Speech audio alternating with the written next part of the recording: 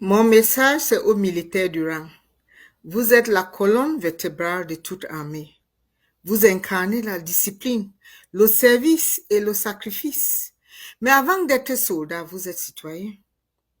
Vous êtes fils, fille, père, mère, membre des communautés que vous êtes parfois envoyés surveiller ou réprimer. Dans un régime répressif, le pouvoir compte sur votre obéissance pour se maintenir. On vous dira que la sécurité passe avant tout, que la force garantit l'ordre, que l'obéissance est un devoir patriotique. Nous avons écouté tout ça. Mais il faut distinguer, c'est très important ce que je vous dis, la loyauté envers un régime et la loyauté envers une nation. Parce que c'est ça qui fait la différence. Un régime est temporaire, mais le peuple, lui, reste. Quand le peuple se lève pour demander sa dignité, ses droits, sa liberté, ce n'est pas une menace. C'est l'expression d'une démocratie en souffrance. Bon, si l'on vous demande de retourner vos armes contre des citoyens non armés, posez-vous une question simple. Protégez-vous le pays ou êtes-vous utilisé pour maintenir l'injustice? C'est ça la question. Maintenant, il faut savoir que votre véritable devoir est de servir la nation, pas des intérêts d'un clan. C'est votre peuple que vous devez défendre, surtout dans les moments comme ça, y compris les plus vulnérables, les plus oubliés, les plus silencieux. L'histoire se souvient. Elle se souvient de ceux qui ont exécuté les ordres aveuglement. Mais elle honore ceux qui ont eu le courage, un jour, comme nous, de dire non. De protéger le peuple plutôt que d'obéir à la peur. Réfléchissez. Je vous demande de réfléchir. Interrogez vos ordres. Rappelez-vous votre serment. Quand le peuple réclame sa justice, ce n'est pas une trahison de se tenir à ses côtés. Non, ce n'est pas une trahison. C'est un acte d'honneur. C'est un vrai service rendu à la République. Je vous rappelle donc, vous tous, d'être vigilants et de vous rappeler que ce peuple est très important pour vous aujourd'hui. Et nous allons demander cette justice. Nous allons réclamer cette justice. Bonjour les enfants, c'est papa. Encore nos frères et sœurs des forces de défense et de sécurité qui occupent une place très importante dans le processus de changement au Cameroun. Parce que si quelqu'un pense qu'on peut aboutir au changement sans que le peuple soit au complet, parce que pour que le changement aboutisse, il faut que le peuple soit au complet. Il faut que l'armée, son armée, l'armée chargée de défendre le peuple soit aux côtés du peuple. Parce que se tenir aux côtés du peuple au moment de sa lutte n'est pas un acte de déshonneur, c'est un acte de grandeur, c'est un acte de force. Les frères des forces de défense et de sécurité. Se placer du côté du peuple, quand le peuple se lève pour réclamer ses droits, pour réclamer la justice, pour réclamer l'équité, pour réclamer la vérité. Être et se placer du côté du peuple n'est pas un acte de déshonneur, non. C'est un acte de grandeur. C'est un acte de grandeur. Les régimes passent. Les régimes passent. Les régimes passent, mais le peuple ne passe pas. Les régimes passent, mais le peuple ne passe pas. Les régimes passent, mais la nation ne passe pas. Ce qui est inéluctable, ce qui demeure et qui reste, ce qui est indéboulonnable, c'est le peuple.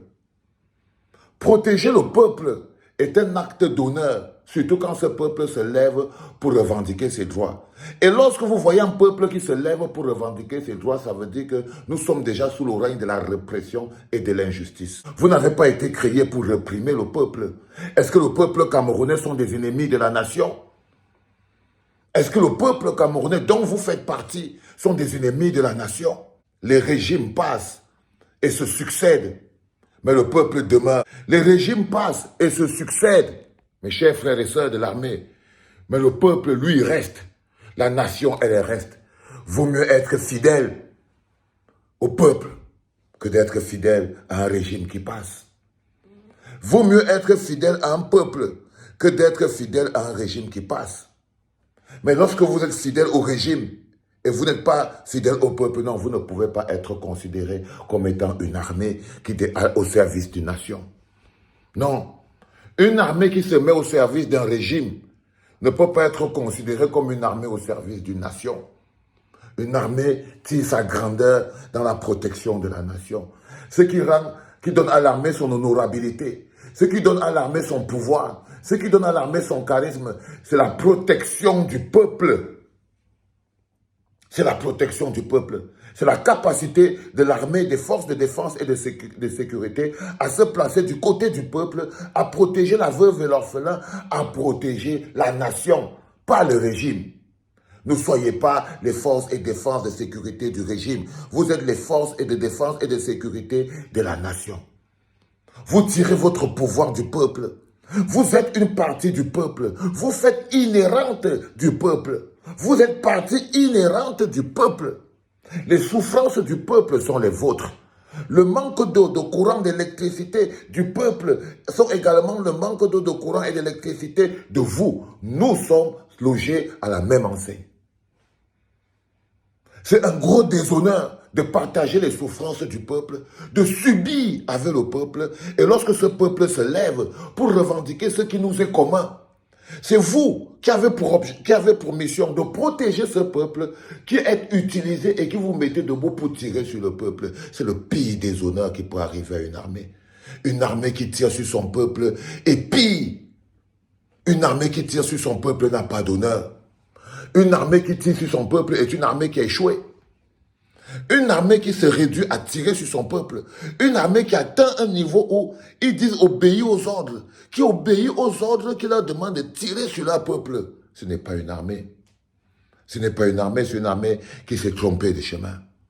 C'est une armée qui s'est fourvoyée. C'est une armée qui s'est corrompue. C'est une armée qui s'est salie. Une armée qui se retrouve en train de tirer sur le peuple. C'est une armée qui doit se questionner. Ce n'est pas déshonorant de se placer du côté du peuple lorsque celui-ci revendique ses droits. Mes chers frères et sœurs des forces de défense et de sécurité, parce que vous faites partie du peuple. Ce sont vos droits. C'est votre justice, ce sont vos droits. Ce sont vos droits que nous demandons tous. C'est la justice pour tous. Nous souffrons tous pareil. Nous souffrons tous pareil. La fidélité à un régime ne doit pas être plus grande que la fidélité au peuple, la fidélité à la nation. Parce que les régimes passent, mais le peuple demeure. Écris ça. Convoquer l'obéissance aux ordres ne sera pas une porte de sortie.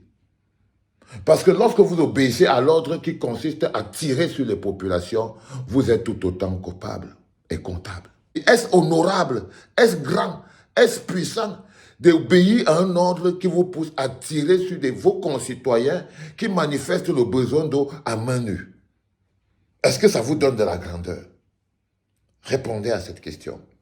Est-ce que vous obéissez à l'ordre de votre chef qui vous demande de tirer sur votre frère qui est en train de demander l'eau, le courant et la paix à main nue? Quel honneur ça vous donne? Quel honneur? Il n'y a pas d'honneur. Mais refusez de tirer sur un frère qui manifeste pour l'eau, le courant, la justice. Refusez et se mettre du côté du peuple. Tourner le dos au régime et rappeler au régime que le peuple est plus grand que le régime. Ça, c'est l'honneur. Ça, c'est l'honneur, c'est la grandeur. Et ça, le peuple vous le rendra au centuple. Parce que le peuple n'est pas ingrat. Ce sont les régimes qui sont ingrats. Mes chers frères des forces de défense et de sécurité, le peuple n'est pas ingrat.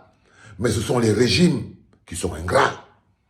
Parce que regardez-vous, quand ils vous ont envoyé mater vos frères et sœurs, quand ils vous ont transformé en une police de répression, ils vous payent combien? Ils vous envoient dans le nord-ouest ou le sud-ouest, tirer encore sur vos frères et sœurs, ils vous payent combien? Et lorsque quelqu'un d'entre vous se trompe de manquer de respect ou de dire qu'il n'est pas d'accord, il est traité comme un fou. Ils vous payent combien?